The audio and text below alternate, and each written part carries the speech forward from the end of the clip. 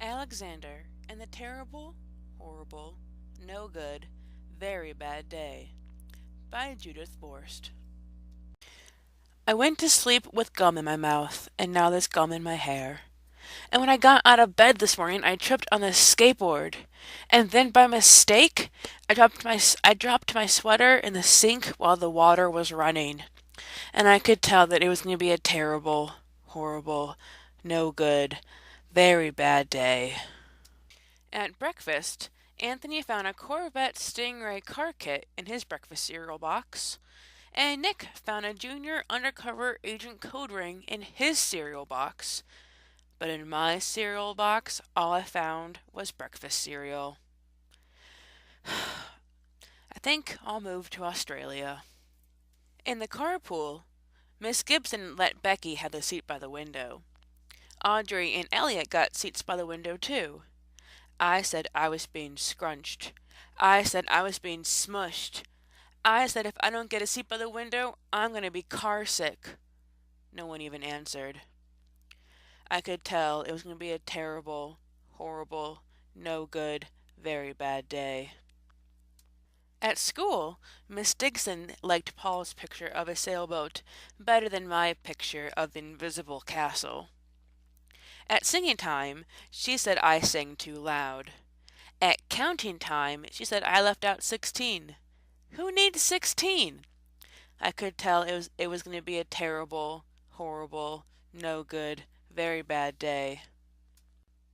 I could tell because Paul said I wasn't his best friend anymore. He said that Philip Parker was his best friend, and that Albert Mayo was his next best friend, and that I was only his third best friend. I hope you sit on a tack, I said to Paul.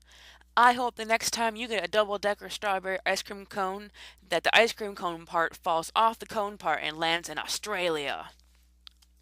There were 2 cupcakes in Philip Parker's lunch bag, and Albert got a Hershey bar with almonds, and Paul's mother gave him a piece of jelly roll that had little coconut sprinkles on the top. Guess whose mother forgot to put in dessert? It was going to be a terrible, horrible, no good, very bad day. That's what it was, because after school my mom took us all to the dentist, and Dr. Fields found a cavity just in me. Come back next week and I'll fix it, said Dr. Fields. Next week, I said, I'm going to Australia. Then, on the way downstairs, the elevator door closed on my foot. And while we were waiting for my mom to go get the car, Anthony made me fall where it was muddy. And then when I started crying because of the mud, Nick said I was a crybaby.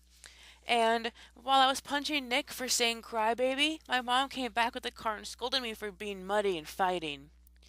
I'm having a terrible, horrible, no good, very bad day, I told everyone. No one even answered. So then we went to the shoe store to buy sneakers. Anthony chose white ones with blue stripes. Nick chose red ones with white stripes. I chose blue ones with red stripes.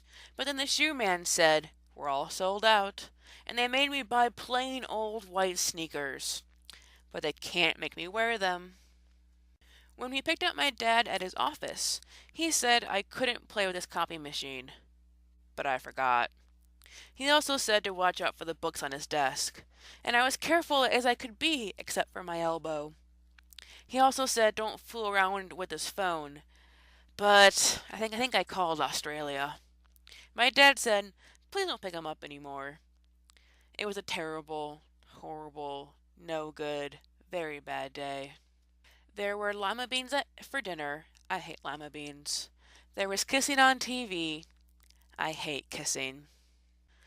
My bath was too hot. I got soap in my eyes.